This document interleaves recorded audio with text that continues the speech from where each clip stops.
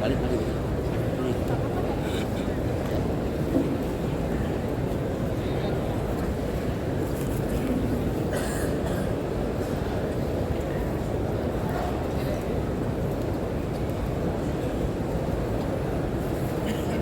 Bismillahirrahmanirrahim. Innal hamdalillah nahmaduhu wa nasta'inuhu wa nastaghfiruh wa na'udzu billahi min shururi anfusina wa min sayyiati a'malina.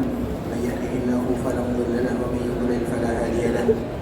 Asyhadu an la ilaha illallah wahdahu la syarika lahu wa asyhadu anna Muhammadan 'abduhu wa rasuluhu la nabiyya ba'da, amma ba'd. Ya ayyuhalladzina amanu taqullaha haqqa tuqatih wa la tamutunna illa wa antum muslimun. يا أيها الناس اتقوا ربكم الذي خلقكم من نفس واحدة وخلق منها زوجها وبث منهما رجالا كثيرا ونساء واتقوا الله الذي تساءلون به والأرحام إن الله كان عليكم رقيبا. يا أيها الذين آمنوا اتقوا الله وقولوا قولا سديدا يصلح لكم أعمالكم ويغفر لكم ذنوبكم ومن يطع الله ورسوله فقد فاز فوزا عظيما. أما بعد فإن أصدق الحديث كتاب الله وخير الهدي هدي محمد صلى الله عليه وسلم وشر الأمور محدثاتها فإن كل محدثة بدعة وكل بدعة ضلالة. إخوة الإسلام, saudara kaum muslimin, para tetamu Allah, duyufur rahman, rahimani wa rahimakumullah. Alhamdulillah, Allah subhanahu wa ta'ala kembali memberikan kemudahan, kesehatan kepada kita bersama, sehingga dengannya kita masih bisa duduk bersama di dalam masjid Rasulullah sallallahu alaihi wasallam, sebuah masjid yang pondasinya berlandaskan keimanan dan ketakwaan kepada Allah Subhanahu wa taala. Karena Allah Subhanahu wa taala menyebutkan la masjidun ussisa 'ala taqwa, yaitu masjid yang pondasinya adalah iman dan takwa kepada Allah Subhanahu wa taala. Karena siapapun yang berada di dalamnya, tentunya tujuan utama dan yang paling pertama adalah bagaimana mencari keridhaan Allah Subhanahu wa taala. Kemudian salawat berikan salam semoga senantiasa tercurahkan buat junjungan alam Nabi kita yang mulia, uswah dan qudwah kita bersama, Muhammad bin Abdullah sallallahu alaihi wasallam. Rasulullah sallallahu alaihi wasallam adalah suri tauladan bagi kita bersama, seorang nabi yang dimuliakan oleh Allah Subhanahu wa taala dan seorang nabi yang paling cinta kepada umatnya. Dan di antara salah satunya, ikhwatul Islam, adalah hadis yang disebutkan oleh Rasulullah sallallahu alaihi wasallam, likulli nabiyyin da'watun mustajabah. Sesungguhnya setiap para nabi mereka memiliki doa yang diijabah oleh Allah Subhanahu wa taala. Fata'ajjala kullu nabiyyin da'watah. Dan setiap para nabi dan rasul itu pula mereka sudah meminta di dunia. Artinya doa mereka sudah diminta di dunia dan Allah Subhanahu wa taala kabulkan doa dan permintaannya, kecuali baginda Rasulullah sallallahu alaihi wasallam. Nabi sallallahu alaihi wasallam bukan berarti tidak mau mengambil jatah di dunia, tapi Nabi sallallahu alaihi wasallam ingat akan umatnya. Maka dengan itu pula Nabi sallallahu alaihi wasallam menyebutkan, wa inni ikhtabattu da'wati syafa'atan li ummati. Dan doa yang tadi diberikan oleh Allah Subhanahu wa taala kepada diriku, aku simpan, aku tabung di akhirat. Artinya nanti baru diambil oleh Nabi sallallahu alaihi wasallam. Kemudian doa tersebut Nabi sallallahu alaihi wasallam menginginkan agar berubah menjadi syafaat, dan syafaat ini akan diberikan kepada umatnya. Fahiya nailatun insyaallah liman mata wa lam yusyrik billahi syai'a. Dan itu akan didapatkan oleh semua umat Nabi sallallahu alaihi wasallam bagi mereka yang meninggal dan mereka tidak mensyirikatkan Allah Subhanahu wa taala dengan apapun. Artinya saking sayangnya Nabi sallallahu alaihi wasallam kepada umatnya, yang semestinya jatah Nabi di dunia, namun Nabi jadikan itu untuk umatnya. Sehingga di antara salah satu kekhususan Rasulullah sallallahu alaihi wasallam adalah bagaimana Nabi bisa memberikan syafaat kepada semua umatnya tanpa terkecuali, kecuali bagi mereka yang wafat dan mereka melakukan kesyirikan kepada Allah Azza wa Jalla. Maka merekalah yang diharapkan oleh Allah Subhanahu wa taala untuk tidak mendapatkan syafaat dari Nabi selama mereka tidak melakukan kesyirikan. Sebesar apapun dosa yang mereka lakukan, sebanyak apapun kesalahan yang mereka kerjakan, selama mereka beriman kepada Allah dan mereka mentauhidkan Allah dan mereka wafat dalam keadaan mengucapkan kalimat la ilaha illallah maka mereka berhak untuk menerima syafaat Nabi. Dan syafaat Nabi ini hukum asalnya adalah doa yang diberikan oleh Allah Subhanahu wa taala, kemudian ditabung oleh Nabi dan disimpan oleh Nabi, sehingga doa ini berubah menjadi syafaat dan semua umatnya mendapatkan syafaat dari Nabi sallallahu alaihi wasallam. Dan semoga kita mendapatkan syafaat dari baginda Rasulullah sallallahu alaihi wasallam. Dan di antara salah satu bentuk agar kita senantiasa dekat dengan Nabi sallallahu alaihi wasallam, mendapatkan syafaat dari Nabi, adalah memperbanyak mengucapkan salam dan salawat kepada Rasulullah sallallahu alaihi wasallam. Maka dengan itulah Nabi menyebutkan inna Rasulullah sallallahu alaihi wasallam, atau keutamaan-keutamaan yang ada di dalamnya. Karena kota Madinah ini, ikhwatul Islam, merupakan kota yang paling banyak memiliki nama. Dan di antara salah satu nama yang masyhur untuk kota Madinah adalah Darul Iman. Dan itu diambil dari hadis Nabi sallallahu alaihi wasallam, innal imana la ya'rizu ila al-Madinah kama ta'rizul hayyatu ila juhriha. Hadis yang dikeluarkan oleh Imam Bukhari dan Imam Muslim dari sahabat Abu Hurairah radhiyallahu ta'ala anhu. Maknanya ikhwatul Islam, sesungguhnya iman itu akan kembali ke kota Madinah sebagaimana ular akan kembali ke sarangnya. Tentunya hadis ini memiliki berbagai macam makna, beraneka ragam maksudnya. Dan di antara makna yang jelas bagi kita bersama, bahwa sarangnya orang-orang yang beriman itu ada di kota Madinah. Dan pemimpinnya orang-orang yang beriman adalah Muhammad bin Abdullah sallallahu alaihi wasallam, Rasul kita Muhammad bin Abdullah sallallahu alaihi wasallam. Dan kita tahu Nabi sallallahu alaihi wasallam sangat cinta kepada kota Madinah, dan Nabi tidak akan pernah meninggalkan Madinah untuk selama-lamanya. Dan Nabi mendoakan penduduk Madinah agar Allah berikan keberkahan kepada mereka, agar Allah sayangi mereka, dan agar Allah Subhanahu wa taala berikan ampunan kepadanya. Makanya di antara salah satu yang harus kita perhatikan selama kita berada di kota Madinah, jauhi yang namanya kezaliman. Baik yang namanya zalim dengan lisan, dengan tulisan, dengan tangan, dengan pandangan, dengan pendengaran, dengan langkah kaki, semuanya harus kita jauhi. Karena memang Nabi sallallahu alaihi wasallam menyebutkan ikhwatul Islam, Allahumma man zalama ahlal Madinah wa akhafahum fa akhifhu wa alaihi la'natullahi wal malaikati wan nasi ajma'in la yaqbalu Allahu minhu sarfun wala 'adl. Nabi kita sallallahu alaihi wasallam pernah berpesan kepada kita bersama, terkhusus bagi kita yang ada di kota Madinah atau bagi kita yang berziarah ke kota Madinah.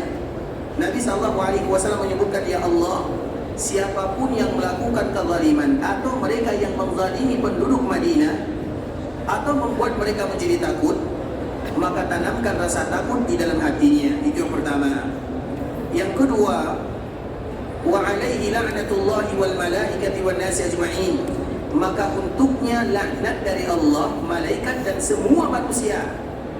Dan yang ketiga, la yaqbalullahu minhu sarfun wala 'adl, dan Allah tidak menerima amal ibadah yang mereka lakukan. Apa maknanya ikhwatul Islam? Ketika kita berada di kota Madinah, kita harus tahu bahwa di antara salah satu nama kota Madinah adalah kota Al-Mahfuzah. Di antara salah satu nama kota Madinah adalah Al-Mahfuzah. Karena memang kota Madinah, dan kita ulang dan kita selalu mengulangnya, memiliki nama yang beragam dan banyak namanya, dan setiap nama memiliki makna di dalamnya. Salah satunya adalah Al-Mahfuzah, karena memang Al-Mahfuzah itu artinya daerah yang dijaga, dan memang Allah menjaga daerah ini. Kemudian yang kedua, Al-Habibah, artinya daerah yang dicintai, karena wajib bagi kaum muslimin untuk mencintai daerah yang dicintai oleh Nabi sallallahu alaihi wasallam. Dan Nabi mencintai Madinah, maka wajib bagi kita mencintai kota Madinah. Kemudian Darul Iman. Darul Iman sebagaimana hadis yang tadi telah kita sebutkan, Nabi mengatakan, innal imana la ya'rizu ila al-Madinah kama ta'rizul hayyatu ila juriha. Sesungguhnya iman itu akan kembali ke kota Madinah, sehingga Madinah disebut dengan Darul Iman. Madinah juga disebut dengan Darul Hijrah. Makanya orang-orang yang datang ke kota Madinah disebut dengan muhajirin. Kemudian Madinah juga disebut dengan Thabah, sebagaimana hadis Nabi sallallahu alaihi wasallam, innallaha sammal madinata Thabah. Sesungguhnya Allah yang menamakan kota Madinah dengan Thabah. Thabah itu artinya kebaikan, karena memang tidak ada yang datang ke sini kecuali menginginkan ibadah dan kebaikan. Maka Madinah disebut dengan Thabah atau disebut dengan Thaibah. Kemudian begitu juga Madinah disebut dengan Al-Qaryah. Sebagaimana hadis Nabi SAW, umirtu biqaryah, aku diperintahkan untuk datang ke sebuah daerah. Apa makna daripada qaryah? Yaitu kota Madinah. Ta'kulul qura. Kemudian Madinah juga disebut dengan akalatul qura, karena Madinah itu adalah Madinah yang akan memakan daerah-daerah yang lainnya. Apa makna memakan daerah-daerah yang lainnya? Tidak ada satupun orang yang berada di ujung dunia kecuali mereka pasti menginginkan untuk datang ke kota Madinah. Sehingga Madinah seolah-olah memakan daerah-daerah yang ada, artinya memanggil siapapun yang ada di belahan dunia, baik di timur, di barat, di utara, di selatan, maka mereka ingin datang ke kota Madinah, beribadah di dalam Masjid Nabawi, berziarah ke perkuburan Rasulullah sallallahu alaihi wasallam. Sebagaimana Madinah juga disebut dengan Dzatun Nakhlin, yaitu daerah yang memiliki kekhususan pohon kormanya. Sebagaimana Madinah juga disebut dengan Darul Abrar, Darul Akhyar, yaitu tempat orang-orang yang ingin melakukan perubahan dalam hidupnya, orang-orang yang ingin memperbaiki kesalahannya, orang-orang yang ingin kembali dan bertobat kepada Allah Azza wa Jalla. Itu semuanya adalah nama-nama yang ada pada kota Madinah beserta maknanya.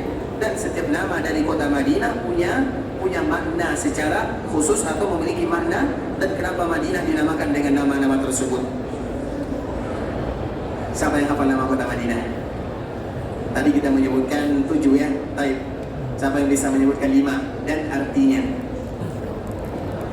Ayo silakan.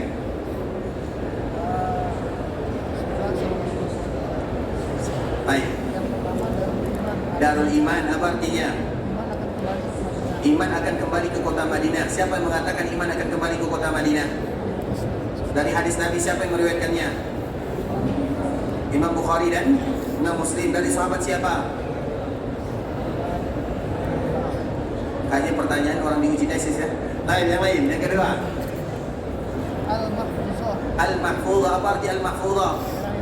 Daerah yang dijaga. Siapa menjaganya? Allah Subhanahu wa ta'ala. Melalui apa Allah menjaganya? Lain. Yang ketiga,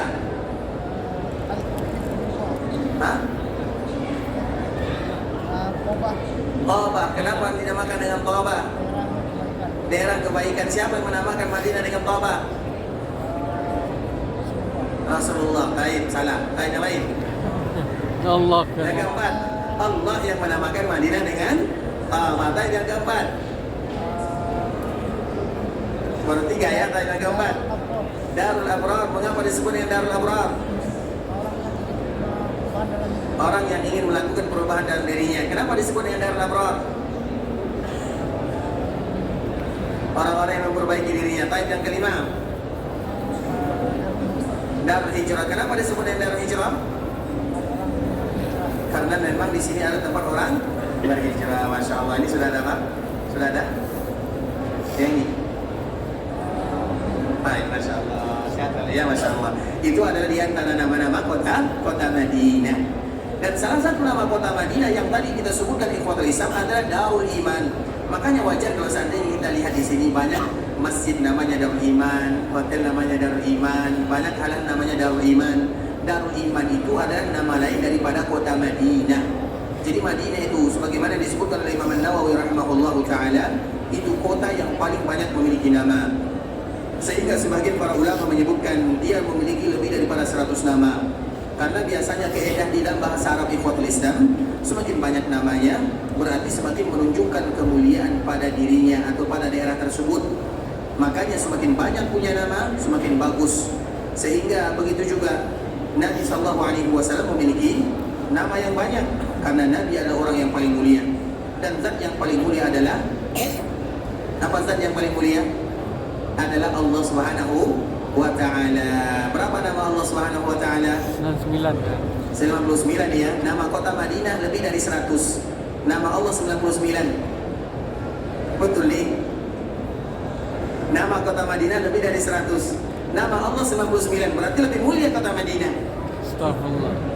Silakan tanggung jawab, tidak menjadi masalah. Bisa dipahami? Karena keadaannya ikhwatul Islam, semakin banyak namanya semakin mulia.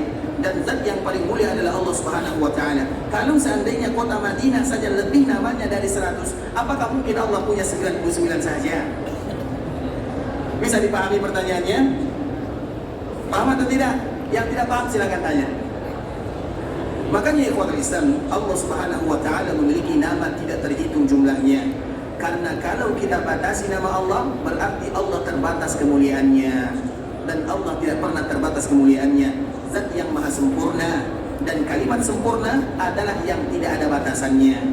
Sedangkan yang 99 itu ikhwatul Islam, supaya kita tidak salah kaprah, 99 itu adalah bonus dari Allah Subhanahu wa taala kepada kita.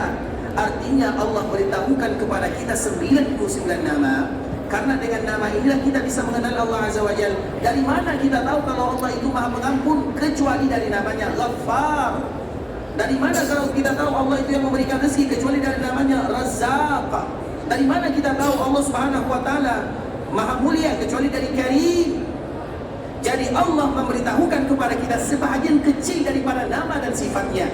99 bukan jumlah bilangan nama Allah Subhanahu wa taala. Allah punya nama tidak terhitung. Makanya ada dalam sebuah kalimat di ikhwatul Islam, kalimat ini disebut dengan kalimat curhat. Bagi kita yang ingin curhat, maka ini kalimatnya. Tapi bukan curhat di media sosial ya. Curhat kepada Allah Subhanahu wa taala. Bagi kita yang tidak tahu curhat kepada Allah, maka mereka akan curhat kepada manusia. Maka tentunya semakin kita curhat kepada Allah, semakin kita mengagungkan Rabbul Izzati wal Jalalah. Di antara salah satu kalimatnya di ikhwatul Islam, Allahumma inni abduk wa ibnu abdik wa ibnu amatik nasiyati biyadik madin fiya hukmuk adlun fiya qada'uk as'aluka bikulli ismin huwa lak sammaita bihi nafsak أو أنزلته في كتابك أو علمته أحدا من خلقك أو استأثرت به في علم الغيب عندك أن تجعل القرآن ربيع قلبي ونور صدري وجلاء حزني وذهاب غمي وهمي. Ada yang hafal? Allah. Kalau tidak hafal, kenapa tidak dicatat? Kan itu pertanyaannya. Atau kenapa tidak direkam? Karena ini merupakan curhatan kita kepada Allah Azza wa Jalla. Tapi saya tidak mau mengulangnya. Nanti cari sendiri. Tidak semuanya gratis ya. Tapi ikhwatul Islam, di antara salah satunya ini dia, Allahumma inni abduk. Ya Allah, sesungguhnya aku ini adalah hambamu. Wa ibnu abdik, anak daripada hambamu. Karena kita semuanya statusnya adalah hamba Allah Subhanahu wa taala. Abdun. Abdun di dalam bahasa Arab itu Bapak Ibu, ikhwatul Islam, para tamu-tamu Allah rahimani wa rahimakumullah, abdun di dalam bahasa Arab itu artinya budak. Abdun, budak. Dan tentunya kita adalah budaknya Allah Subhanahu wa taala, dan kita bangga menjadi budaknya Allah Subhanahu wa taala. Bahkan nama yang paling dicintai oleh Allah adalah nama yang ada perbudakan di dalamnya. Abdullah, Abdul Rahman, Abdul Aziz, Abdul Ilah, Abdul. Kemudian karena itu merupakan di antara bahasa curhat kita kepada Allah. Allahumma inni abduk, saya ini adalah hambamu ya Allah. Wa ibnu abdik, wa ibnu amatik, nasiyati biyadik, ubun-ubunku berada di tanganmu. Adlun fiya qada'uk, sesungguhnya ketentuanmu sangat adil terhadap diriku. As'aluka bikulli ismin huwa lak, ya Allah, aku meminta kepadamu dengan semua nama yang kumiliki. As'aluka bikulli ismin huwa lak sammaita bihi nafsak, yang mana nama tersebut engkau yang memberikan nama terhadap dirimu sendiri. Karena kita tidak tahu tentang Allah kecuali Allah yang telah memberitahukan kepada kita tentang dirinya. Kita tidak akan kenal Allah kecuali Allah mengenalkan dirinya kepada hambanya. As'aluka bikulli ismin huwa lak sammaita bihi nafsak, engkau namakan dirimu dengan nama-nama tersebut. Au anzaltahu fi kitabik, atau yang engkau sebutkan dalam Al-Quran atau dalam hadis Nabi. Au anzaltahu fi kitabik, au 'allamtahu ahadan min khalqik, atau yang engkau ajarkan kepada sebagian hambamu. Au ista'sarta bihi fi 'ilmil ghaibi 'indak, atau sesuatu yang kau sembunyikan. Itulah nama-nama Allah Subhanahu wa taala. Allah yang memberitahukan namanya, atau Allah yang menamakan dirinya dengan nama tersebut. Bisa jadi Allah sampaikan dalam Al-Quran, dalam hadis Nabi, Allah ajarkan kepada sebagian manusia, atau Allah simpan pada dirinya. Artinya Allah memiliki nama yang tidak terbatas jumlahnya. Yang 99 itu Bapak Ikhwatul Islam, yang 99 itu adalah bonus dari Allah, cara Allah memudahkan kita untuk memperkenalkan dirinya kepada hambanya. Makanya Nabi SAW mengatakan, sesungguhnya Allah memiliki 99 nama yang apabila kita menghafal dan mengamalkannya, dakhalal jannah, maka mereka pun masuk ke dalam surga. Sama ikhwatul Islam, kita mengatakan, saya memiliki uang 99 juta yang akan saya sedekahkan. Apakah kita tidak memiliki uang yang lain? Nah, bagaimana? Kita punya tidak uang yang lain? Lebih banyak daripada itu ikhwatul Islam. Nggak mungkin kita bersedekah 99 juta kecuali di dalam saku kita 99 M. Itulah istilahnya, dan itu baru pada manusia. Begitu juga kepada Allah Azza wa Jalla. Makanya Allah memiliki nama yang tidak terbatas. 99 itu hadiah dari Allah kepada kita agar kita mudah menghafalnya, agar kita mudah mengenal Allah Subhanahu wa taala. Artinya ikhwatul Islam, Allah adalah zat yang maha sempurna, yang memiliki nama-nama yang paling mulia. Karena itu merupakan kaedah di dalam bahasa. Setiap menunjukkan sesuatu itu mulia, maka memiliki nama-nama yang sangat banyak sekali, dan di antara salah satunya adalah kota Madinah. Makanya para ulama menyebutkan Madinah lebih daripada 100 nama. Ada yang menyebutkan 94 nama, ada yang menyebutkan 95 nama, dan itu semua menunjukkan kelebihan dan kemuliaan yang ada pada kota Madinah. Dan salah satu namanya ikhwatul Islam adalah Darul Iman. Sebagaimana hadis yang tadi kita telah sebutkan, innal imana la ya'rizu ilal Madinah. Sesungguhnya iman itu akan kembali ke kota Madinah, sebagaimana ular akan kembali ke sarangnya. Dan kita tahu ikhwatul Islam, iman itu adalah amalan saleh yang paling dicintai oleh Allah Subhanahu wa taala. Sebagaimana kesyirikan dan kekufuran adalah amal buruk yang paling dibenci oleh Allah Subhanahu wa taala. Dan dikala kita disebutkan dengan status beriman, maka itu merupakan kemuliaan yang luar biasa dari Allah Azza wa Jalla. Karena kaum muslimin mereka memiliki 3 tingkatan. Sebagaimana hadis yang dibawakan oleh sahabat Umar bin Khattab radhiyallahu taala anhu yang dikeluarkan oleh Imam Muslim. Seorang muslim mereka punya 3 tingkatan. Yang pertama, mereka disebut dengan muslim. Yang kedua, mereka disebut dengan mukmin. Yang ketiga, mereka disebut dengan muhsin. Orang muslim belum tentu mukmin, belum tentu muhsin. Tapi orang mukmin sudah pasti mereka muslim, tapi belum tentu mereka muhsin. Dan orang muhsin sudah pasti mukmin, sudah pasti muslim. Bisa dipahami? Jadi tingkatannya itu ikhwatul Islam, yang paling bawah itu adalah muslim, pertengahan adalah mukmin, yang paling tinggi adalah muhsin. Orang muslim, tidak semua muslim disebut dengan mukmin. Orang muslim ini belum tentu mukmin, apalagi muhsin. Tapi orang mukmin sudah pasti muslim, belum tentu muhsin. Tapi orang muhsin sudah pasti mukmin, sudah pasti muslim. Makanya itu tingkatan di dalam agama, tidak ada yang lainnya. Kalau seandainya kita ingin melihat bagaimana kadar keimanan kita, bagaimana ketaatan kita kepada Allah, maka dari situlah kita akan bisa mengetahui siapa diri kita ini. Apakah kita seorang muslim, atau kita seorang mukmin, atau kita seorang muhsin? Bagaimana cara kita menentukannya? Mudah sekali ikhwatul Islam. Sebagian orang menyebutkan, kalau seandainya kita ingin menentukan diri kita ini muslim atau seorang mukmin, karena biasanya yang sulit itu adalah antara muslim dengan mukmin. Tapi tingkatan yang paling tinggi itu adalah muhsin. Kalau sudah muhsin itu ikhwatul Islam, itu adalah mereka-mereka yang diberikan karunia oleh Allah Subhanahu wa taala. Muhsin namanya. Mereka yang betul-betul hidupnya untuk Allah Subhanahu wa taala. Dan para nabi dan para rasul, mereka itu adalah semuanya adalah orang-orang yang muhsin. Sedangkan kita ikhwatul Islam antara mukmin dengan muslim. Dan kebanyakan kaum muslimin, mereka itu adalah muslim, bukan mukmin. Dan di antara contoh yang paling mudah agar kita bisa membezakan mana mukmin, mana muslim, sebagaimana disebutkan oleh salah seorang ulama yang berasal dari kita selalu menyebutkan kalimat ini. Salah seorang ulama yang berasal dari Nusantara, kalau kalian ingin mengetahui siapa mukmin, siapa muslim, maka lihatlah. Kalau ada yang namanya Hari Raya Idul Fitri dan Hari Raya Idul Adha, semua yang hadir adalah orang-orang muslim. Makanya sebagian para ulama menyebutkan hari raya itu wajib bagi kita menghadirinya, karena itu adalah derajat terakhir, itu ada seorang muslim. Berarti kalau kita tidak menghadirinya, berarti keluar dari keislaman. Artinya Islam apa yang mereka punya kalau seandainya mereka tidak hadir hari-hari besar kaum muslimin, hari raya Idul Fitri dan hari raya Idul Adha. Semua yang hadir, yang ikut, semua mereka adalah orang-orang muslim. Tapi kalau seandainya kalian ingin mengetahui orang-orang mukmin, maka perhatikanlah mereka sholat subuh berjamaah bersama kaum muslimin. Kita yang bagaimana? Silakan jawab sendiri-sendiri sesuai dengan amal yang kita lakukan. Kalau kita belum bisa hadir sholat berjamaah subuh bersama kaum muslimin, jangan katakan kita masih orang yang beriman, tapi status kita masih orang yang muslim. Bisa dipahami? Artinya ikhwatul Islam itu merupakan di antara cara kita membedakan antara mukmin dengan muslim.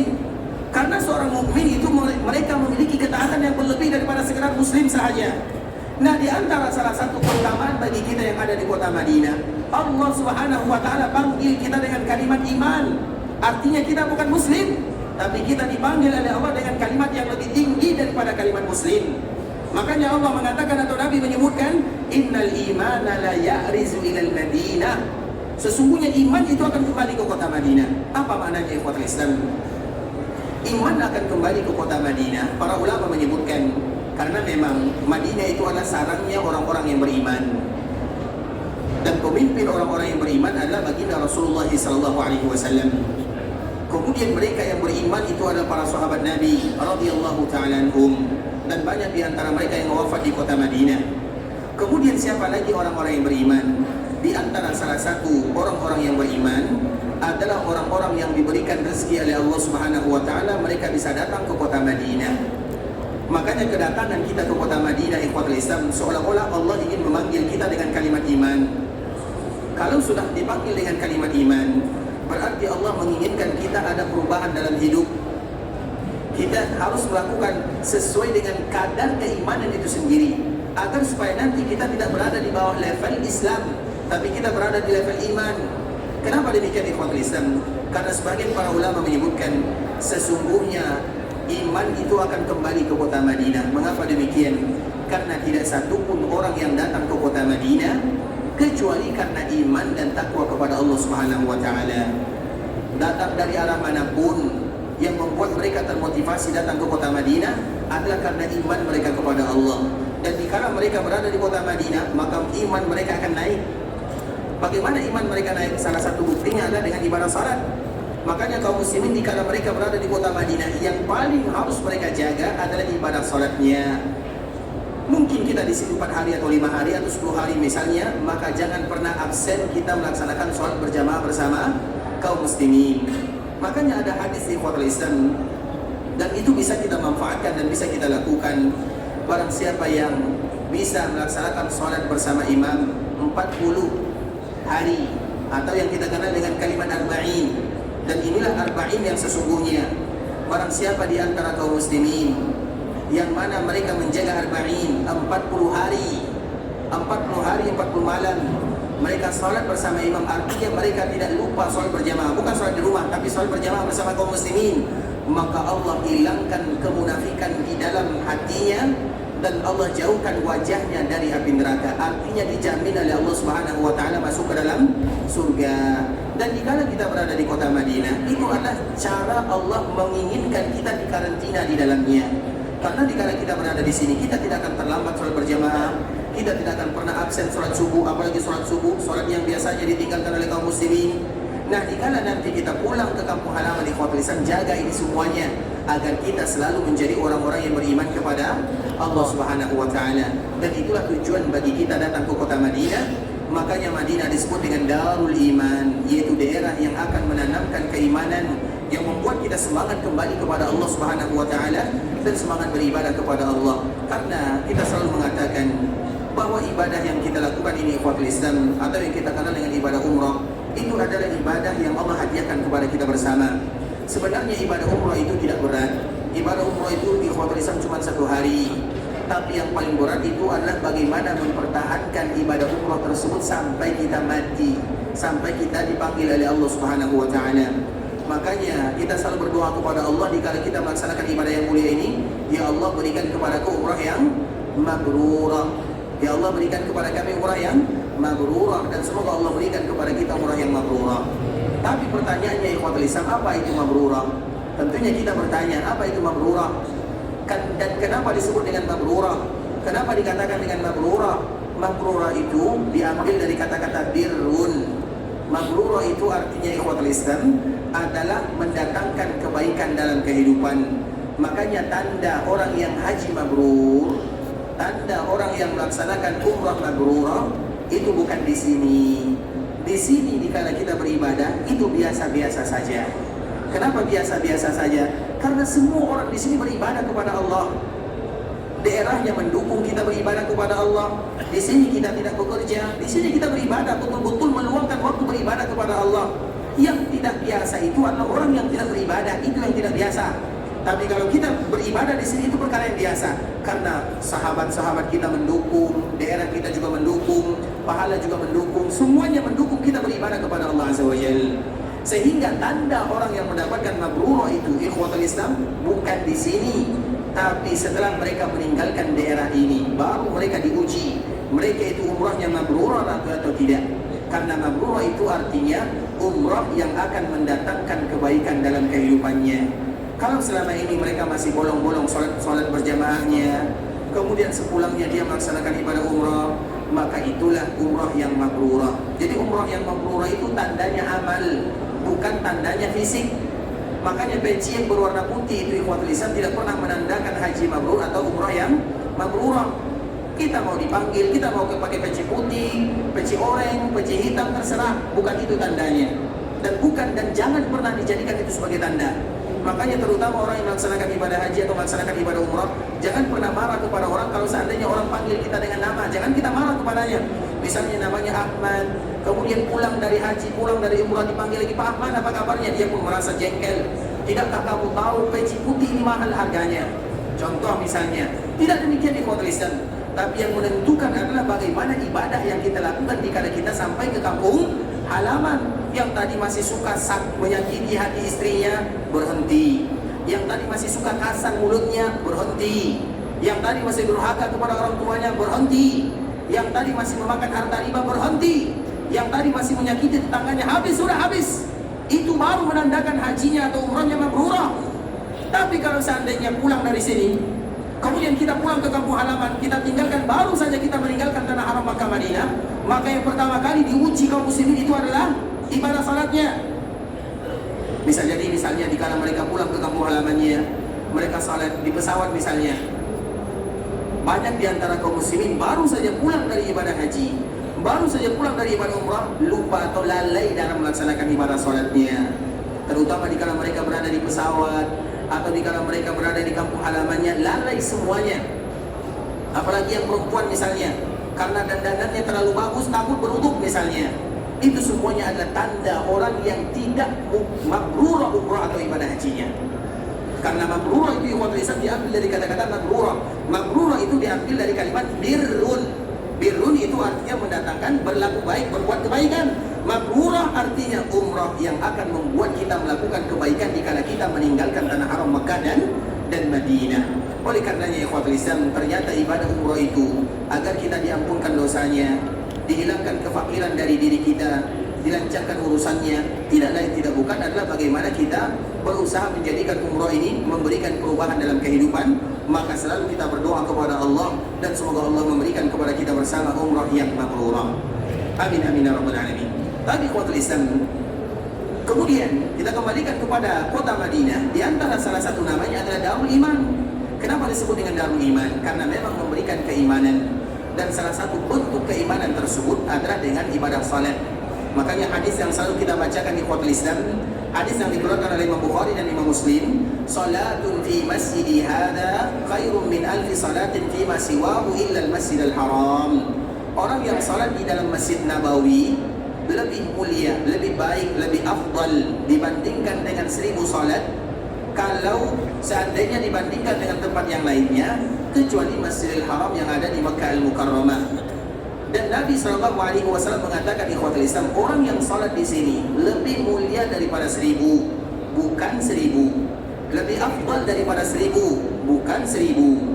Di dalam riwayat yang lain, di dalam hadis yang dibawakan oleh Imam Hafidh Al-Maqdisi di dalam kitabnya Fadlul Syam atau Fadlul Baitul Maqdis, beliau menyebutkan sebuah hadis yang sangat luar biasa. Barang siapa yang salat di Baitul Maqdis, di Masjidil Aqsa, maka mereka akan mendapatkan pahala lebih daripada 50.000. Barang siapa yang salat di Masjid Nabawi, maka mereka akan mendapatkan pahala lebih daripada 50.000. Dan barang siapa yang salat di Masjidil Haram Makkah, mereka akan mendapatkan pahala lebih daripada 100.000. Artinya pahala salat di sini adalah pahala yang tidak pernah diberikan batasan oleh Allah Subhanahu wa taala.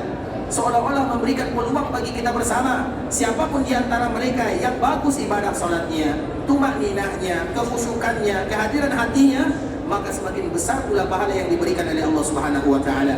1000 itu ikhwatul Islam kadar minimal. Artinya siapapun yang melakukan salat di sini minimal mereka akan mendapatkan lebih daripada 1000. Sedangkan maksimalnya kita tidak tahu. Karena ibadah salat ini adalah ibadah yang paling berat. Dan ibadah salat ini ikhwatul Islam erat hubungannya dengan kesabaran. Makanya orang yang tidak sabar dalam salat, mereka tidak akan pernah khusyuk salatnya. Sehingga Allah Subhanahu wa taala menyebutkan wasta'inu bis-sabri was-salah. Antara sabar dengan salat itu tidak dipisahkan. Dan kita tahu ikhwatul Islam, orang yang sabar itu satu-satunya pahala yang tidak diberikan batasan. Innama yuwaffas-sabiruna ajrahum bighairi hisab. Allah akan memberikan pahala kepada mereka yang sabar. Sabar dalam ibadah dan sabar dalam salat tanpa ada batasannya. Makanya orang yang salat di dalam Masjid Nabawi bukan 1000 pahalanya, lebih daripada 1000. Di dalam riwayat yang lain lebih daripada 50.000. Artinya itu merupakan peluang bagi kita bersama untuk mendapatkan keutamaan yang mulia dijanjikan oleh baginda Rasulullah SAW. Dan itu masuk semuanya, semua ibadah salat. Kemudian illal Masjidil Haram, kecuali Masjidil Haram yang ada di Makkah Al-Mukarramah. Nah, kemarin kita telah menyebutkan ikhwatul Islam kalimat Al-Masjidil Haram dengan kalimat Masjid Nabawi. Karena Al-Masjidil Haram disebut dengan Al-Masjidil Haram tidak pernah dinasabkan kepada siapapun. Sedangkan masjid ini dinasabkan kepada Nabi SAW. Makanya di Masjid Nabawi namanya adalah Masjid Nabi atau namanya adalah Masjid Nabawi. Kenapa disebut dengan Masjid Nabawi? Karena memang Nabi yang pertama kali membangunnya. Dan memang Nabi yang pertama kali melakukan perluasan di dalamnya. Sehingga siapapun yang berada di Masjid Nabawi, baik itu masjid yang dibangun oleh Nabi, atau masjid yang dilakukan perluasan oleh Nabi, atau masjid yang dilakukan perluasan oleh siapapun yang datang setelahnya, maka semuanya masuk ke dalam kategori Masjid Nabawi. Dan itu cukup hanya di Masjid Nabawi saja. Sedangkan kalimat Al-Masjidil Haram itu adalah sifat. Kalau Masjid Nabawi itu adalah mudhafun ilaih, disandarkan kepada Nabi. Ini adalah Masjid Nabi. Kalau Masjidil Haram bahasanya adalah Al-Masjidil Haram, sifat, atau kalau bahasa Arabnya na'at dan man'ut, atau sifat dan mausuf. Artinya Masjidil Haram. Nah, Masjidil Haram itu ikhwatul Islam diambil dari dua kalimat. Yang pertama diambil dari kalimat masjid, yang kedua diambil dari kalimat haram. Artinya masjid yang haram. Dan kita tahu masjid di Makkah Al-Mukarramah, masjid itu ikhwatul Islam, masjid itu ada semua bumi Allah. Masjid itu ada semua bumi disebut dengan masjid. Al-ardu kulluha masajid. Bumi Allah ini semuanya adalah masjid. Bumi Allah ini semuanya adalah masjid. Apa makna masjid? Bebas bagi kita untuk bersujud, bermohon, berdoa kepada Allah dimanapun kita berada. Kemudian kita ingin salat, kita ingin berzikir, kita ingin beribadah, tidak menjadi masalah. Kecuali di perkuburan dan di tempat kita buang hajat, di tandas, WC, toilet dan yang semisalnya. Dua ini tidak dibolehkan. Tapi selebihnya maka diizinkan. Karena Nabi menyebutkan al-ardu kulluha masajid. Bumi Allah semuanya adalah masjid. Nah, kemudian al-masjid al-haram. Al-masjid al-haram. Masjid itu umum. Al-haram dibatasi. Artinya semua daerah haram, maka itu adalah Masjidil Haram. Bisa dipahami? Paham atau tidak? Kita ulang lagi ikhwatul Islam. Kalimat Al-Masjidil Haram diambil dari dua bahasa. Yang pertama diambil kalimat masjid. Artinya semua dunia ini, semua bumi Allah masjid. Tapi diikat dengan kalimat Al-Haram, Al-Masjidil Haram. Dikala diambil kalimat haram, berarti keharaman khusus tanah haram yang ada di Makkah Al-Mukarramah. Dan tanah haram yang ada di Makkah itu ikhwatul Islam, itu keharamannya luar biasa. Allah yang mengharamkannya. Semenjak Allah menciptakan langit dan bumi, tidak ada campur tangan manusia di dalamnya. Artinya Allah sudah tahu kalau daerah ini adalah daerah yang barokah, daerah yang mulia, yang akan mengundang pahala yang luar biasa di dalamnya. Sehingga kalimat Al-Masjidil Haram agar kita tahu makna hadis yang disebutkan oleh Nabi SAW. Orang yang sholat di dalam Masjid Nabawi lebih mulia daripada 1000, kecuali Masjidil Haram. Dan orang yang salat di Masjidil Haram lebih afdal dibandingkan dengan 100.000. Artinya itu puncaknya. Tapi Nabi tetap mengatakan lebih afdal dibandingkan dengan tempat yang lainnya. Lebih afdal dari 100.000. lebih afdal daripada 100.000.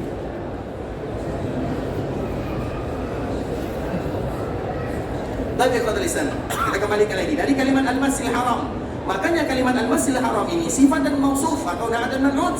Karena masjid itu semuanya adalah bumi Allah Azza wa Jal, dan al-haram itu semuanya adalah tanah haram. Artinya semua tanah haram yang ada di Makkah al-Mukarramah maka dinamakan dengan kalimat al-masjidil haram. Dan itulah keberuntungan bagi kita yang ada di Makkah al-Mukarramah.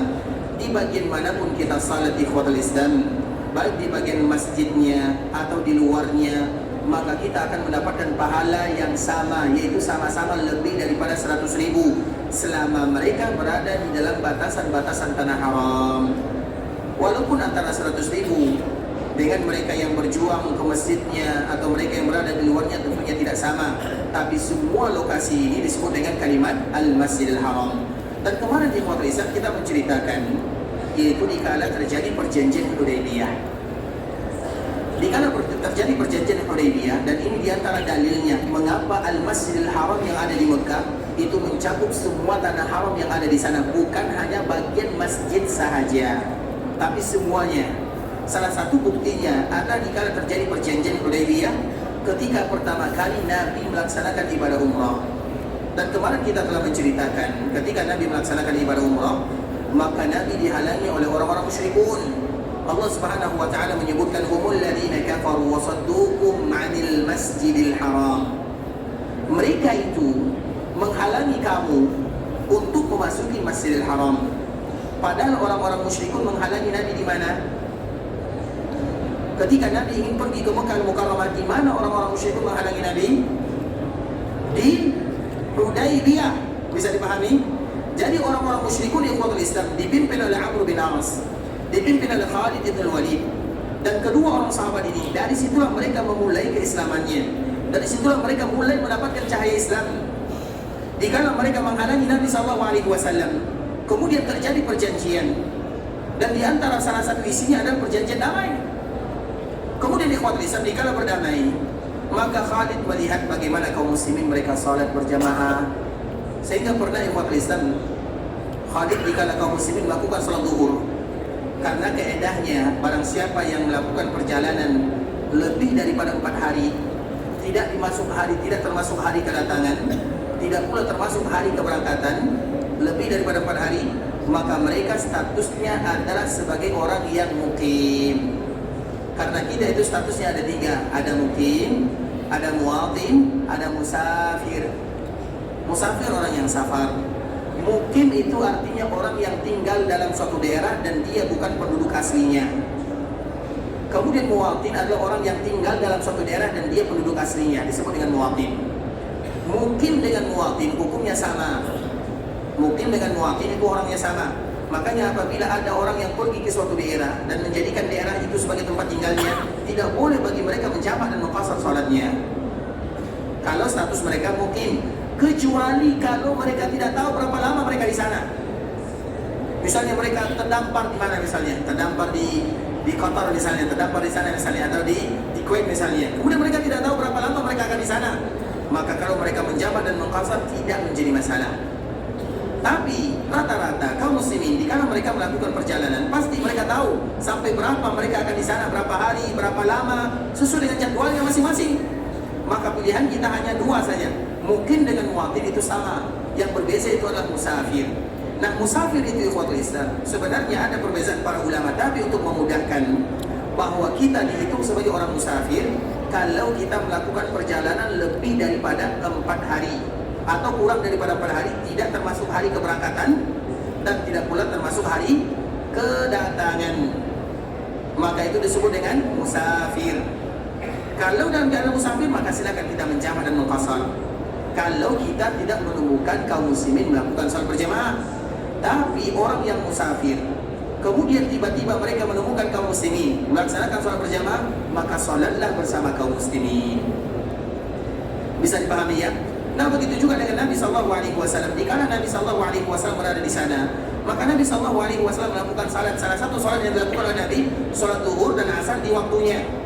Kemudian salat Nabi SAW salat zuhur. Ketika Nabi dan para sahabat salat zuhur, apa kata Khalid? Khalid itu adalah panglima perang. Dia paling tahu kapan waktu yang paling bagus untuk memerangi musuhnya. Khalid itu diberikan kecerdasan di sana oleh Allah Azza wa Jalla. Dan kita tahu bagaimana cerita dikala terjadi di Uhud. Yang membuat status itu berubah adalah gara-gara Khalid bin Walid. Kemudian di ikhwatul Islam, dikala kaum muslimin salat di sana, maka Khalid memperhatikan, kalau seperti ini kaum muslimin, maka sangat mudah untuk membunuh mereka semuanya. Karena mereka salat, tak ada yang berjaga-jaga, semua ikut salat. Kalau seperti ini keadaan kaum muslimin, maka sangat mudah untuk membunuhnya. Artinya mereka tidak ada berjaga, senjata mereka tidak memegangnya. Kemudian di ikhwatul Islam, Khalid mengucapkan di dalam hatinya. Kemudian dikala salat asar, maka turun ayat yang kita kenal dengan salatul khauf. Kita tahu salatul khauf. Salat khauf itu artinya salat takut. Artinya apabila ada kaum muslimin mereka merasa takut, maka yang satu salat bersama imam, yang satunya berjaga. Jadi dibagi kepada dua pasukan atau dibagi kepada dua rombongan. Rombongan pertama tetap salat padahal dalam keadaan takut. Dalam keadaan takut saja tidak diizinkan meninggalkan salat, apalagi dalam keadaan aman. Kemudian dikala salat asar di ikhwatul Islam, maka pasukan Nabi dibagi dua, sahabat Nabi dibagi dua. Yang satunya salat bersama Nabi, 2 rakaat pertama. Kemudian Nabi duduk dan mereka menyempurnakan salatnya 4 rakaat. Kemudian setelah mereka menyempurnakan salatnya, mereka salam dan Nabi masih duduk tahiyat. Kemudian setelah mereka salam, mereka bergantian menjaganya. Yang tadi berjaga sekarang ikut salat bersama Nabi. Dan mereka menyempurnakan 2 rakaat bersama Nabi. Sisa 2-nya mereka sempurnakan secara sendiri-sendiri. Paham tidak tata caranya? Paham atau tidak? Yang penting itulah salat khauf namanya. Karena salat khauf itu banyak caranya, ada 7 caranya. Salah satunya cara ini. Nah, dikala salat asar, itu yang dilakukan oleh kaum muslimin. Maka di saat itulah Khalid bertanya kepada hatinya, yang aku khawatirkan langsung ada jawabannya. Itulah yang mulai membuka hatinya masuk ke dalam agama Islam. Begitu juga dengan sahabatnya Amr bin As. Karena kedua orang sahabat ini ikhwatul Islam, mereka punya andil dalam agama. Khalid bin Walid, Amr bin As. Kemudian pada akhirnya mereka ingin pergi ke Habasyah, dan pada akhirnya pada tahun ke-8 Hijriah sebelum terjadi Fathu Makkah, maka mereka mengucapkan kalimat syahadat. Dan salah satu penyebabnya dikala terjadi perjanjian Hudaybiyah dan dikala Nabi SAW berada di sana. Nah, intinya ikhwatul Islam, kita kembalikan kepada Hudaybiyah. Hudaybiyah, Nabi berada di sana. Setelah Nabi mencukur rambutnya, kemarin kita menceritakan bagaimana Nabi mencukur rambutnya, kemudian menyembelih kafaratnya atau menyembelih damnya. Dan kita tahu bahwa dam tidak boleh disembelih kecuali di mana? Di tanah haram. Bahwa dam atau kambing atau semisalnya tidak boleh disembelih kecuali di bagian daripada tanah haram. Nah, Nabi menyembelihnya di Hudaybiyah. Artinya di ikhwatul Islam, Hudaybiyah di mana Nabi berada di sana itu adalah bagian daripada tanah haram. Bisa dipahami? Hudaybiyah adalah bagian daripada tanah haram, dan Allah menyebutkan di dalam Al-Quran itu adalah Masjidil Haram. Makanya ayatnya berbunyi, humul ladzina kafaru, mereka itu orang-orang yang kufar, wasaddukum 'anil Masjidil Haram, dan mereka melarang kalian dari Masjidil Haram. Di dalam ayat yang berikutnya bahwa Nabi SAW bermimpi, dan kemarin kita menyebutkan mimpi Nabi SAW. Nabi SAW akan memasuki Masjidil Haram, dan Nabi tidak mungkin dusta mimpinya. Kemudian apa yang terjadi? Tiba-tiba kaum muslimin mereka tidak bisa tawaf. Iya, kaum muslimin tidak bisa tawaf, tapi mereka sudah berada di kawasan haram, dan kawasan haram itu disebutkan oleh Allah dengan kalimat Al-Masjidil Haram. Jelas sampai di sini ikhwatul Islam? Artinya Hudaybiyah adalah tanda batasan haram. Sebagaimana Masjid Aisyah yang dikenal dengan Tan'im juga bagian batasan haram. Sebagaimana juga Al-Ji'rana atau Masjid Ji'rana itu adalah batasan haram. Sebagaimana juga Masjid Namirah, separohnya haram, separohnya tidak. Separohnya haram, separohnya tidak. Separuh bagian depan itu adalah Arafah, separuh yang bagian belakang itu adalah Muzdalifah. Dan di situ ada namanya Masjid Namirah. Semua lokasi ini adalah batasan tanah haram, dan semua batasan tanah haram itu disebut dengan Al-Masjidil Haram. Kalau disebut dengan Al-Masjidil Haram, berarti apapun yang kita lakukan di sana, maka pahalanya lebih daripada 100.000 dibandingkan dengan tempat yang lainnya, dan itu merupakan bonus dari Allah Subhanahu wa Ta'ala. Jelas sampai di sini ya? Artinya ikhwatul Islam, begitulah kemuliaan yang Allah berikan kepada penduduk Mekah, atau bagi mereka-mereka yang datang ke Mekah, dimanapun mereka berada, maka mereka selalu mendapatkan kemuliaan di atas kemuliaan, keberkahan di atas keberkahan, dan salah satunya adalah ibadah salat. Maka dianjurkan bagi kita selama kita berada di Mekah Al-Mukarramah, hendaklah kita menjaga salat berjamaah bersama kaum muslimin, dan usahakan bagi kita memperbanyak ibadah salat, bukan memperbanyak belanja. Itulah yang harus kita perhatikan baik-baik ikhwatul Islam, karena kesempatan ini tidak akan datang kedua kalinya. Terutama bagi kita yang pertama kali datang ikhwatul Islam, momen itu dimanfaatkan semaksimal mungkin. Karena dikala kita datang ke sana, curhat kepada Allah, kemudian kita berlama-lama beribadah kepada Allah. Ini Masjidil Haram, tempat kelahiran Nabi, tempat Nabi Ibrahim di sana, tempat Nabi Ismail di sana, tempatnya para nabi, tempat yang diharamkan oleh Allah Subhanahu wa taala, tempat yang paling mulia sedunia, dan kita berada di dalamnya. Maka manfaatkanlah untuk beribadah kepada Allah Subhanahu wa taala. Jangan pernah melakukan perkara-perkara yang bisa mengundang dosa dan maksiat. Karena sebagaimana ibadah dilipat gandakan, dosa juga dikeraskan oleh Allah Subhanahu wa taala dikala kita melakukan dosa di sana. Makanya Allah Subhanahu wa taala menyebutkan, "Wa may yurid fihi bi ilhadin bi dhulmin nudhiqhu min 'adzabin alim." Siapapun yang ada di Mekah, ini khusus ayatnya bercerita tentang Mekah Al-Mukarramah. Wa may yurid fihi bi ilhad, siapapun yang melakukan ilhad bi dhulmin, dan dia melakukan kezaliman. Artinya siapapun yang zalim, dan tadi kita menyebutkan zalim. Zalim itu adalah meletakkan sesuatu bukan pada tempatnya. Mata bisa zalim, telinga bisa zalim, tangan bisa zalim, kaki bisa zalim, lisan juga bisa zalim. Zalim kepada Allah, zalim kepada manusia, zalim kepada diri sendiri. Itu semuanya masuk ke dalam kategori zalim. Maka jauhkanlah dikala kita berada di sana. Artinya ikhwatul Islam, dikala kita berada di sana tidak mungkin kita melakukan kezaliman. Kalaupun dilakukan tanpa kesengajaan, maka bertaubatlah kepada Allah, karena bahaya, resikonya. Nuziqhu min 'adzabin alim, kami akan rasakan kepada mereka azab yang sangat pedih. Itu merupakan di antara kemuliaan yang ada di Madinah, dan juga kemuliaan yang ada di Mekah Al-Mukarramah, dan salah satu ibadahnya adalah ibadah salat. Paham sampai di sini ya? Tapi ikhwatul Islam, masih ada waktu kurang lebih 5 menit. Kalau ada yang bertanya kami persilakan. Kalau tidak kita tutup ya.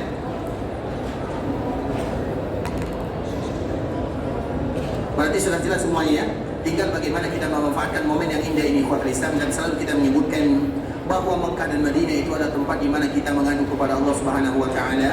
Tempat kita menyebutkan kekurangan, kesalahan, apapun yang ada pada diri kita ikhwatul Islam, maka adukanlah kepada Allah Subhanahu wa taala.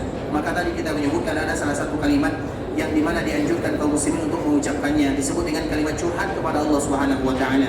Karena kita mengadu kepada Allah, dan mengadu kepada Allah ikhwatul Islam, di antara cara kita mengadu kepada Allah, sebutkan semua kekurangan yang kita punya. Kemudian sebutkan kemahaluasan kasih sayang Allah Subhanahu wa taala. Itu ada di antara kaidah umum dikala kita ingin curhat kepada Allah Azza wa Jalla. Kaidahnya ikhwatul Islam, sebutkan semua kekurangan yang ada pada diri kita. Ya Allah, aku ini adalah hamba yang fakir. Ya Allah, aku ini adalah hamba yang penuh dengan dosa. Ya Allah, kami adalah hamba yang lemah. Ya Allah, kami adalah hamba yang bergelumuran dengan dosa dan maksiat. Ya Allah, aku seperti sebutkan semuanya. Tinggal kita menyebutkan semuanya ikhwatul Islam, setelahnya kita sebutkan bagaimana kekuasaan Allah Subhanahu wa taala. Ya Allah, aku tahu Engkau adalah Zat yang Maha Pengampun. Engkau adalah Zat yang memiliki kasih sayang yang luar biasa. Engkau adalah Zat yang Maha Rahman Ar-Rahim. Sebutkan semuanya nama dan sifat Allah. Maka tadi kita menyebutkan ikhwatul Islam, nama dan sifat Allah yang diberitahukan kepada kita untuk mudah bagi kita menghafalnya 99. Kalau bisa kita baca di dalam setiap kita berdoa kepada Allah Azza wa Jalla. Kemudian setelah kita berdoa kepada Allah, atau setelah kita menyebutkan nama-nama dan sifat Allah, maka baru kita berdoa kepada Allah. Jadi intinya di dalam berdoa dan mengadu kepada Allah adalah bagaimana kita memperbanyak mukaddimahnya. Jangan kita to poin di dalam doa dan permintaannya. Itu merupakan di antara cara kita berdoa kepada Rabbul Izzati wal Jalalah. Karena memang Nabi menyebutkan laisa syai'un akramu 'indallahi minad du'a. Tidak ada yang paling dicintai oleh Allah melebihi daripada seorang hamba yang berdoa. Sehingga siapapun yang datang ke Mekah Al-Mukarramah, maka jangan pernah perlihatkan kekayaannya. Siapapun yang datang ke Mekah Al-Mukarramah, tampillah dalam keadaan apa saja, atau tampil dalam keadaan Allah menciptakan dirinya. Kita datang ke sini bukan untuk menunjukkan saya kaya, saya mewah, tidak. Karena bagaimanapun ikhwatul Islam, semakin seorang hamba menunjukkan kefakirannya, semakin mudah doa-doanya dikabulkan oleh Allah. dan ibadahnya diterima oleh Allah Subhanahu wa taala. Tapi kalau seandainya kita menunjukkan kekayaan Allah dan yang maha kaya, yang kita punya itu tidak ada apa-apanya di sisi Rabbul Izzati wal Jalalah, itu hanya sekedar titipan Allah Subhanahu wa taala. Bisa jadi suatu saat nanti Allah mengambilnya dan kita tidak tahu. Oleh karenanya dikala kita berada di Mekah adalah bagaimana kita tampil dalam keadaan menghinakan diri kepada Allah Subhanahu wa taala. Sehingga dikala Nabi sampai di Mekah ikhwatul Islam, Nabi menundukkan kepalanya. Coba bayangkan Nabi dikala memasuki Mekah Al-Mukarramah, Nabi menundukkan kepalanya. Kemudian Nabi SAW bertasbih, berzikir, mengucapkan tahlil. Itu yang dilakukan oleh baginda Rasulullah SAW. Padahal itu Nabi, karena Nabi mengagungkan lokasi tersebut. Nabi menghormati Makkah Al-Mukarramah dan kita lebih pantas untuk menghormatinya. Kita lebih pantas memuji Allah Subhanahu wa taala. Kita lebih pantas bertasbih, bertahmid, bertahlil. Itu yang harus dilakukan oleh seorang muslim jika mereka berada di Makkah Al-Mukarramah, dan semoga Allah Subhanahu wa taala mudahkan ibadah yang kita lakukan. Allah Subhanahu wa taala menerimanya dan Allah Subhanahu wa taala menjadikan kita di antara hamba-hamba yang dimerdekakan dari api neraka. Ikhwatul Islam, saudara kaum muslimin, para tetamu Allah rahimani wa rahimakumullah. Sampai di sini pembahasan yang bisa kami jelaskan. Yang benar dari Allah Subhanahu wa taala, yang salah dari diri kami pribadi karena kurangnya ilmu kami, karena kebodohan, karena kejahilan, karena ketidaktahuan kami, dan kami mohon dimaafkan atas segala kekurangan, ucapan yang tidak bagus, kalimat-kalimat yang salah atau penyampaian yang kurang berkenan, kami mohon dimaafkan. Dan kami selalu memberikan motivasi kepada kaum muslimin, terutama dikala mereka berada di kota Madinah, hendaklah mereka selalu menjaga kota Madinah, hendaklah mereka menjaga keharaman kota Madinah, dan ingatlah bahwa mereka sedang menjadi tetangga baginda Nabi yang mulia Muhammad bin Abdullah sallallahu alaihi wasallam. Muliakan kota Madinah sebagaimana kita memuliakan baginda Rasulullah sallallahu alaihi wasallam. Perkara-perkara yang menyebabkan kemurkaan Allah Subhanahu wa taala jauhilah, karena di sini kita bukan mencari atau bukan melakukan maksiat, tapi di sini kita ingin melakukan ibadah, mencari keridhaan Allah Subhanahu wa taala, dan kita ingin dibukakan oleh Allah segala macam bentuk kebaikan. Maka dikala kita berada di kota Madinah, manfaatkanlah untuk beribadah dan beribadah kepada Allah Subhanahu wa taala. Dan tidak ada ibadah yang paling mulia kecuali melakukan salat di dalam masjid Rasulullah sallallahu alaihi wasallam. Maka berlama-lamalah di dalam Masjid Nabawi, ikhwatul Islam. Jadikan Masjid Nabawi tempat tujuan utama. Jangan lebih lama waktu kita di luar daripada Masjid Nabawi. Masjid Nabawi bukan hanya dilakukan untuk salat 5 waktu sahaja, tapi Masjid Nabawi untuk memperbanyak salat sunnah. Masjid Nabawi tempat kita berzikir. Masjid Nabawi tempat kita mengkhatamkan ayat-ayat Al-Quran. Masjid Nabawi kita menangis untuk Allah Subhanahu wa taala. Masjid Nabawi ada tempat di mana kita mengadukan semua masalah kita kepada Allah Subhanahu wa taala. Adukan semua masalah kita kepada Allah, dan Allah akan semakin sayang dan suka kepada hamba yang selalu mengadu kepada dirinya. Ikhwatul Islam, kita berharap kepada Allah Subhanahu wa taala agar pertemuan kita ini merupakan pertemuan yang diberikan keberkahan oleh Allah Azza wa Jalla. Duduknya kita di dalam Masjid Nabawi adalah bagian daripada taman di antara taman-taman surga. Karena di antara kemuliaan yang Allah berikan bagi kita yang ada di kota Madinah, ada 2 raudhah di sana. Yang pertama raudhah yang ada di bagian depan Masjid Nabawi, dan yang kedua adalah raudhah yang ada di bagian seluruh Masjid Nabawi itu sendiri. Karena tidak ada majlis yang dibacakan ayat-ayat Al-Quran atau hadis-hadis Nabi sallallahu alaihi wasallam kecuali juga dinamakan dengan raudhah, dan pahalanya sama-sama disebut dengan raudhah, yaitu sama-sama bisa mengantarkan seorang hamba ke dalam surga yang sesungguhnya. Semoga Allah ampunkan dosa kita bersama, dosa orang tua kita, dosa saudara-saudari kita, dosa keluarga kita, tetangga kita, masyarakat kita, pemimpin kita, alim ulama kita, orang-orang yang pernah berbuat baik kepada kita, dan seluruh kaum muslimin. Kalau ada di antara kita yang ingin meninggalkan Madinah menuju Makkah Al-Mukarramah, semoga Allah Subhanahu wa taala menerima amal ibadahnya. Allah kabulkan doa dan permintaannya. Allah menjadikan umrah yang mereka lakukan adalah umratan mabrurah wa sa'yan mashkura wa dzamban maghfura. Kalau ada di antara kita yang ingin meninggalkan tanah haram, ingin pulang ke kampung halamannya, semoga dimudahkan perjalanannya, dilancarkan urusannya, kembali kepada keluarganya dalam keadaan sehat walafiat, dan semoga kita senantiasa diberikan rezeki oleh Allah Azza wa Jalla untuk selalu datang ke tanah haram Makkah Madinah dalam rangka mencari ridha ilahi, ridhonya Allah Subhanahu wa taala. Semoga Allah berikan kemudahan dalam setiap urusan. Allah Subhanahu wa taala berikan keberkahan dalam kehidupan. Allah berkahi anak cucu kita, Allah berkahi kehidupan kita, Allah berkahi usaha kita, dan Allah berkahi kita sampai kita masuk dalam surganya. Semoga Allah berikan keikhlasan kepada kita dalam setiap amal ibadah. Allah memberikan kepada kita istiqamah dalam agama, dan Allah tutup usia kita dalam keadaan husnul khatimah. Dan kita tutup dengan doa kafaratul majlis. Subhanakallahumma bihamdika asyhadu an la ilaha illa anta astaghfiruka wa atubu ilaik. Wa sallallahu wa sallam ala nabiyyina wa habibina wa khalilina wa sayyidina Muhammadin wa ala alihi wa sahbihi wa sallam tasliman katsira. Assalamualaikum warahmatullahi wabarakatuh.